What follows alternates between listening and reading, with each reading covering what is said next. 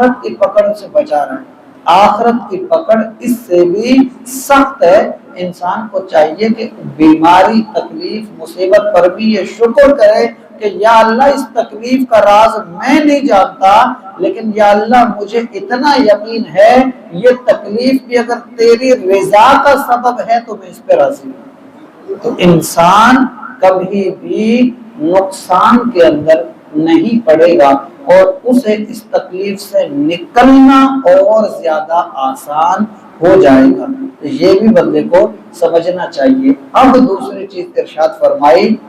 اس کلام پاک کے بارے میں۔ پہلے تو ان کا وہ بتایا نا کہ بھی اس طرح سے یہ لوگ کہہ رہے ہیں، تو ان کے اس جملے کا آ گیا جواب۔ اب اس کی وجہ بتائی جا رہی ہے کہ یہ ایسا کر کیوں رہے، یہ جو جملہ وہ بول رہے ہیں، یہ جو اسلام کی مخالفت وہ کر رہے ہیں، یہ جو اب حضور کی نشانیاں چھپانے لگ گئے ہیں، اب مسلمانوں کے مخالف ہو گئے، یہ کیا وجہ کیا ہے اس کی؟ اب اس کی وجہ بیان کی جا رہی ہے۔ فرمایا والا یزیدن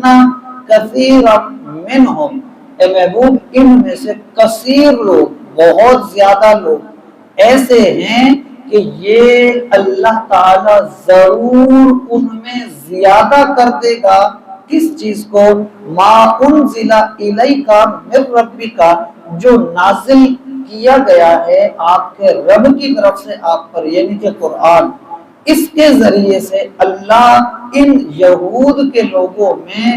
بڑھا دے گا، اضافہ کر دے گا طغیانا و کفرا، ان کے کفر کے اندر بھی اور ان کی سرکشی کے اندر بھی۔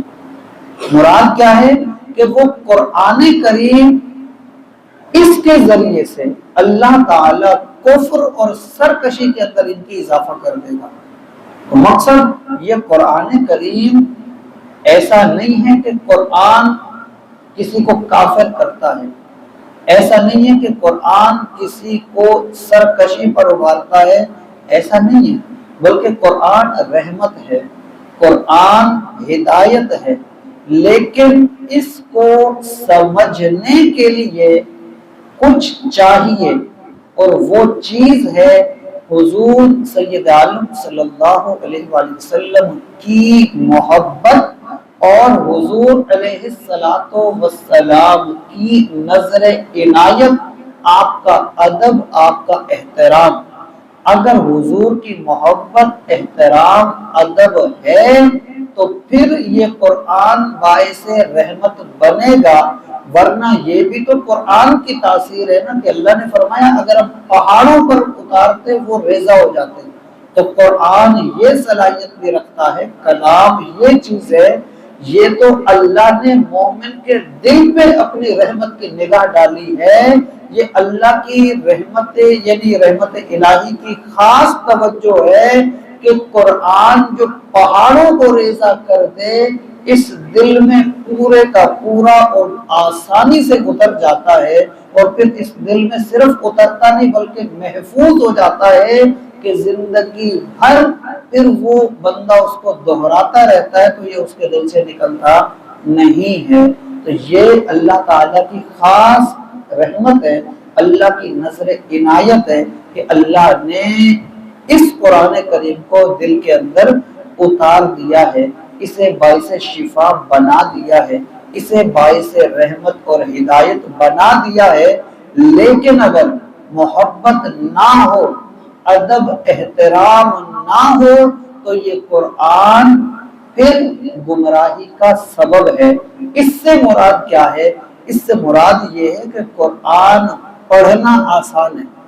سمجھنا نہیں،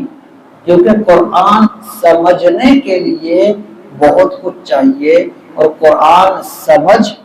صرف ان کو آتا ہے جن کو اللہ توفیق سے نوازتا ہے، جن کو اللہ تعالیٰ اپنی رحمت کے قریب آنے کا موقع دیتا ہے، جن کو اللہ تعالیٰ اپنے رسول کے ساتھ جڑنے کے لیے چنتا ہے۔ قرآن فقط اسی کو سمجھ آتا ہے، قرآن صرف اسی کو فائدہ پھر پہنچاتا ہے، ورنہ یہی قرآن ہی ہے جو کئی لوگوں کے ایمان لانے کا سبب ہے، اور یہی قرآن ہے کہ جب قرآن کا نزول ہوا تو یہ یہودی اس کے مخالف ہوئے اور انہوں نے